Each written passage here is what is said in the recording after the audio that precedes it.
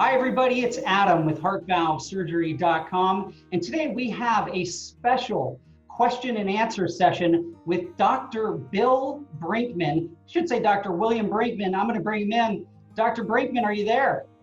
Yeah. Hello. Hey, Adam. Hey, great to have you with us today, Dr. Brinkman.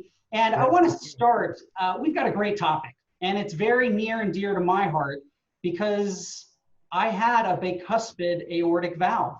And that's what we're going to be talking about today, which is one of your specialties, correct? Yes, sir. Yep. Yeah. And before we get to it, Dr. Brinkman, maybe we can start. You do so many neat things in your practice. Can you share a little bit about how long you've been in practice and your specialties there at Baylor Scott and White Health in Plano, Texas? Sure. Well, I've been in practice since 2007, and I've been focused on diseases of the thoracic aorta, the aortic root, and the aortic valve.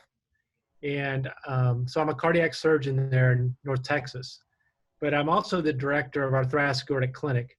So aneurysms, leaky aortic valves, bicuspid valves, that's the kind of stuff I love to deal with and help people with. Yeah, and Dr. Brinkman, for the folks in our community who may not know you, they really should know you're no stranger to HeartValveSurgery.com. You've helped so many patients here learn about, get educated, get empowered, and ultimately get treatment. So thanks for all the work you've done in the past. Now let's talk about bicuspid aortic valves. Can you maybe start by helping the patients out there understand what is a bicuspid aortic valve? What are the symptoms and potentially the causes and unfortunately the risks? Well, a bicuspid aortic valve is an aortic valve that has two of the leaflets are fused. And normally you have three leaflets. Many times those valves work fine, but sometimes it causes either the valve to leak or the valve not to open well. And if that's the case, the person with the problem can have some symptoms. And that's where we step in. It's actually the most common congenital heart defect there is. So it's quite common, actually. And Dr. Brinkman, I'm sure there are some folks out there listening who maybe they know a relative who has had a bicuspid aortic valve. Can you share about, are there any genetic components to this form of cardiac disease? Yes, there are genetics associated with it. It does tend to run in families, but it's not as simple as one gene. It's multifactorial.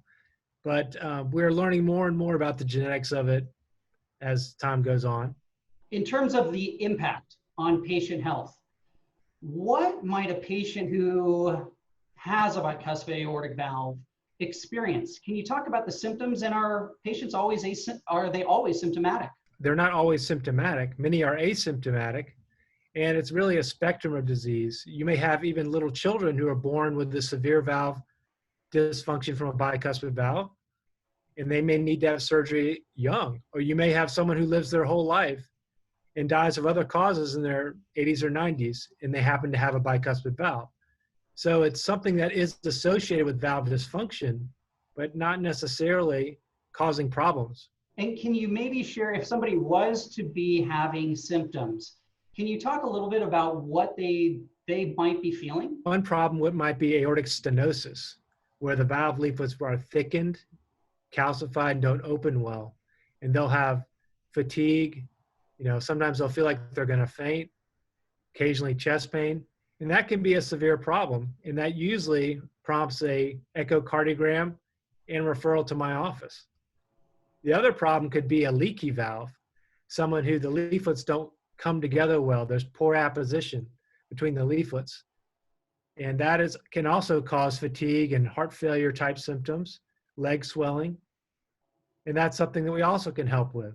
So it sounds like, Dr. Brinkman, this is a very serious condition and something that should be actively monitored. I got to ask you the question, I'm guessing folks, right? Could this be a fatal form of cardiac disease? Well, it can be. Valvular disease tends to come on slowly and insidiously. It doesn't tend to have an abrupt catastrophic failure, such as aortic dissection, for example, but it can, especially with aortic stenosis. When you become symptomatic, we have data saying about 30%, there's about a 30% mortality per year. And that's why we feel strongly about helping people to prevent that avoidable problem. The only other thing I was going to add, if you have a leaky valve, aortic insufficiency, we call it, your heart can become volume overloaded and dilate with time, and you go into congestive heart failure. Your legs swell, and it's because the extra work your heart is having to do. It pumps blood out, and a lot of it comes right back in the ventricle. So it's having to work double time. So we fix the valve, and your heart becomes more efficient. And you've fixed a lot of valves out there. And before we get to kind of the treatment of bicuspid aortic valves, you brought up aortic dissection. And before we get ahead, put the cart, what's the saying, the cart in front of the horse, can you maybe talk about how a bicuspid aortic valve might be related to an aortic aneurysm and ultimately to dissection? They are related because the embryology is such that the development of the valve, your aortic root in the ascending aorta, which is the first part of the aorta, they develop together, and the genes that are responsible for them are associated. So if you have an abnormal valve, many times your ascending aorta, the cellular architecture's a little bit disorganized, and we feel it promotes aneurysm formation. Sometimes people debate over whether it's the flow through the valve causing the aneurysm, or is it the chicken or the egg kind of thing. But the bottom line is they're associated. And as your aorta gets bigger, the stress on the wall is greater. And so that's where people with bicuspid valve can have risk of dissection and rupture, which is a catastrophic problem we want to avoid. And by catastrophic, you mean patients being rushed to the hospital, if that can happen. I've heard the stories of John Ritter, I believe, who suffered from a dissection, maybe Lucille Ball.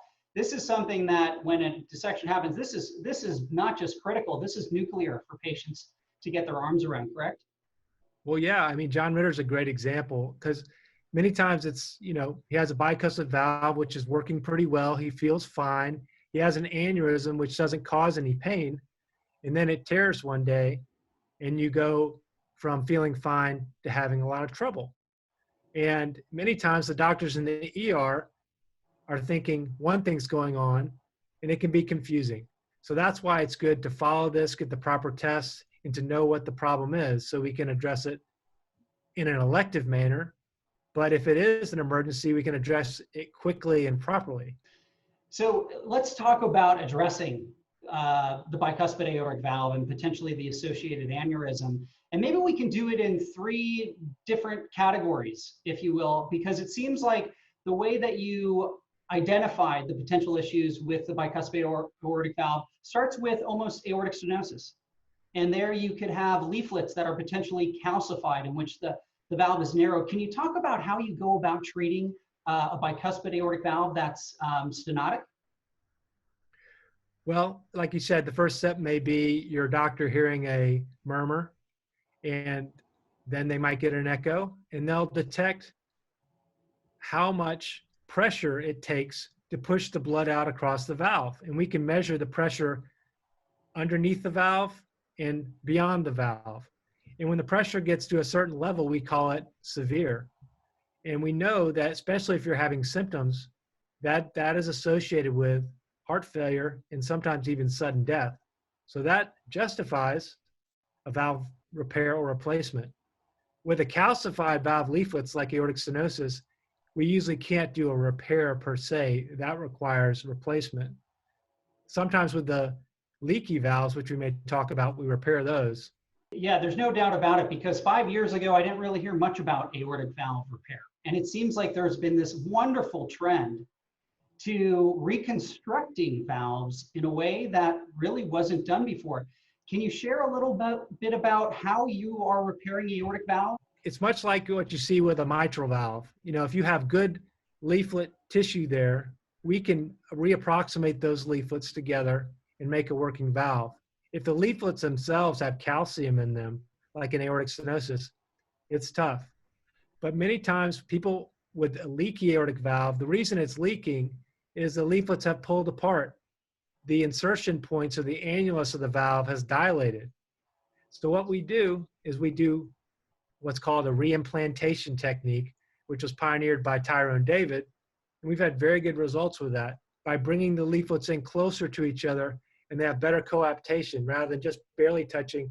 They come together nice in a position of prayer almost. You know, that's what I learned from Duke Cameron. He told me that. It's like you want the leaflets like they're praying, not just barely come together. So you have a lot of coaptation. If I understand it right, by having that coaptation, that's where the blood can't leak back, right? Because Right. if the valve leaflets are like this, the blood is going back and forth. Is that correct, Dr. Brinkman?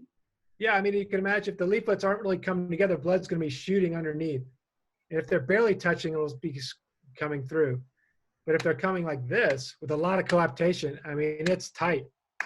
It's tight. It's gonna be sturdy long term. You know, you don't want to do a repair that's just going to last 1 or 2 years. You want a repair that's going to last 30, 40, 50 years. And that's our goal. We don't accept marginal coaptation in our repairs. Yeah, and it's a great goal to set and achieve, because you get durability.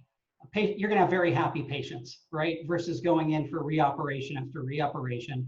Dr. Brinkman, we've talked about replacing the valves. We've talked about repairing valves. But your team, as I understand it, is working on some other complex procedures that also can bring about some fantastic durability for patients, including the Ross procedure. Is that right? The Ross procedure is a very good option in younger patients who don't want to be on Coumadin. Traditionally, if we did a valve replacement in a younger patient, we'd put in a mechanical valve, which works well, and that's the gold standard in a lot of ways if you look at guidelines.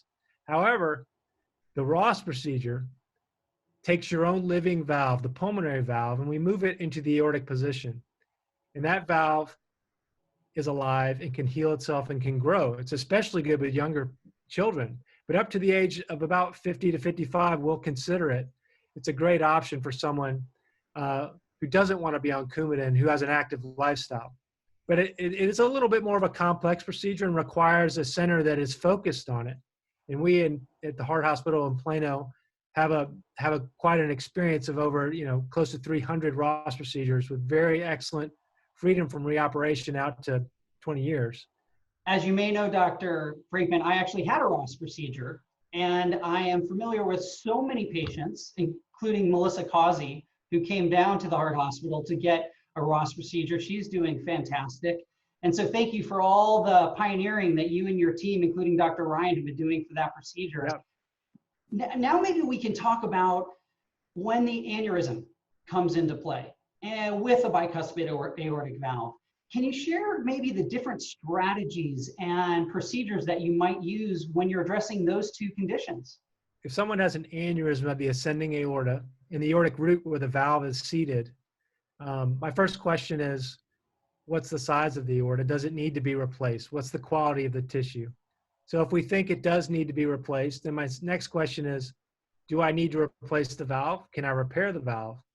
And if the leaflets are supple and not thickened and calcified, we will many times try and are frequently successful in repairing the valve. However, if the leaflets are not quality and not good, thinned out, have holes in them, we call them fenestrations, then we'll move to a replacement. And then you may have a replacement with a biological valve or a mechanical valve. And we can take a graft with a valve sewn in the end of that, and that's called a Bentall procedure, where we replace the root and the valve together. And we can do that with a cow valve, pig valve, or a mechanical valve. And then, of course, there's the Ross, which is a root replacement with your own living tissue in there. The idea of this valve-sparing root is often hard for a patient to really understand that you want to keep the valve. You don't want to replace it. Can you just real quickly shine some light on that for the patients as to why you want to do everything you can to keep that native tissue in the human body? The valve leaflets themselves have layers of tissue. They're lined with a layer on the outside, which decreases thrombosis. They have a supple living extracellular matrix, which is supple and moves. The cow valve leaflets and the pig valve leaflets will stiffen over time. And so they're going to wear out on you if you live long enough. Your own valve has the potential of definitely outliving the rest of your body, which is good. And that's what we want. The Ross procedure, again, has living leaflet tissue in there, so it can last a long time too. But, you know, the cow valve works great, but in most people, it's going to last about 15 years. And that's where you have to think about other scenarios, maybe another operation or even a transcatheter valve replacement. But I think it's better to try and do something the first time and not have to do anything in the future if you can. Great point. And that was going to be one of my questions to you as we conclude here. Do you find that TAVRs, transcatheter aortic valve replacements, are now being used as either, you know, isolated valve-in-valve procedures, or in situations where you have already done some kind of aneurysm repair, can you still use a TAVR if you've done something like a Bentall procedure? Yes, you can, especially if it's a cow or a pig valve that you have sewn in. If you put a mechanical valve in, TAVR, you can't really do that because the metal leaflets are blocking that. But with a mechanical valve, they don't wear out. It's kind of like a doorknob. It just kind of keeps going. So with a cow or a pig valve, 15 years down the road, if it's a large enough valve that the surgeon put in, then it's a great target for a TAVR. But the key is to make sure that the key for the surgeon to make sure is they put in an adequate size valve. So if you put in a small valve and then you try and blow up another valve inside of it, you may still have a blockage. There are relative stenosis. So Dr. Brinkman, I've done some research on you. I've looked at your profile. I think you're now up over 2,000 heart valve procedures during your, 13-year career? Is that about right? Yeah, it's been good and busy. Yep. And so you've seen your fair share of patients who have had these procedures. And this is a question for the patients who are going to need a procedure in the future. What is your number one piece of advice for someone with a bicuspid aortic valve who will need surgery and might also have an aneurysm? I think it's important for us to get in touch with a good cardiologist who understands valvular disease and knows what the guidelines say about when to intervene and when not to. And also get in touch with, you may even want to talk with a specialist in thoracic aortic disease, such as myself. A lot of my clinic is spent just reassuring people, telling them it's okay, you know, go out and ride your bike and live your life because you have a small aneurysm. We're going to follow it for years. So but if you do have an aneurysm which is large enough to intervene on, you need to have someone who knows when to intervene. And so I think my bit of advice is to get in touch with a cardiologist and or a surgeon who really knows this area and is into it. Fantastic advice, because as I learned as a patient, you gotta get a tribe around you. You gotta get a village, a set of clinicians who are specialists. Your family needs to get involved, your friends. It takes everybody coming together. And so Dr. Brinkman, thanks so much for your time today. On behalf of all the patients here at HeartValveSurgery.com, I want to thank you for all the great work that you're doing at Baylor Scott & White in Plano, Texas. Thanks for your time. Thank you, Adam, and thank you for the opportunity to talk to these patients, and I appreciate your HeartValveSurgery.com so much. Thank you.